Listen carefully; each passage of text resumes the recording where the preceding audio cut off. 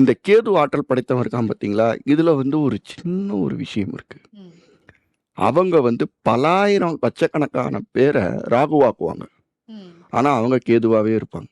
Okay. நான் சொல்றது உங்களுக்கு புரியுதா? ம். அவங்க ஞானமும், ரிஷிகளும் விஷயங்கள வச்சுட்டு இருக்கவனால, மத்தவன ராகுவாக்க முடியும். அவங்களால முடியாது. ம். இந்த மக்கள் என்ன பண்ணுவாங்க தெரியுமா? இத்தன மந்திரம் பண்றாங்க, இத்தன தந்திரம் பண்றாங்க, இத்தன யந்திரம் பண்றாங்க. எத்தனையோ பேருக்கு என்னமோ அத செய்றேன், இத செய்றேன்.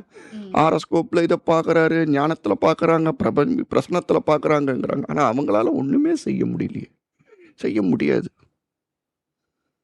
இதான் உண்மை. அவங்களோட லைஃப் அப்படித்தான் இருக்கும். என்ன பண்ண முடியும்? ஒரு கார்ப்பரேஷன்ல சாக்கடை உள்ளவன் கீழ போய் அவன் விஷயத்த கழுவினாதாம்மா இன்னைக்கு ரோடு நல்லா இருக்கு. ம். ஆமா. நம்ப டயர் வண்டியில ஓட்டிட்டு போயிட்டு இருக்கோம். ஆனா அந்த அழுக்கு கையால பஞ்சர் ஒட்டுறான் பார்த்தீங்களா? அவங்க கை வந்து பார்த்தீங்கன்னா அழுக்கா தான் இருக்கும். நம்ப ஆனா சுத்தமா இருப்போம். ம். அந்த மாதிரி ஒரு அழுக்க தீக்க வந்தவங்க. உங்க அழுக்க தீக்கத்துக்கு என்ன வழி சொன்னவங்க வந்து ஒரு ஜாதக ஆச்சாரியார். ம். உங்க கர்மத்த வந்து அவங்க வாங்கிக்கிறாங்க.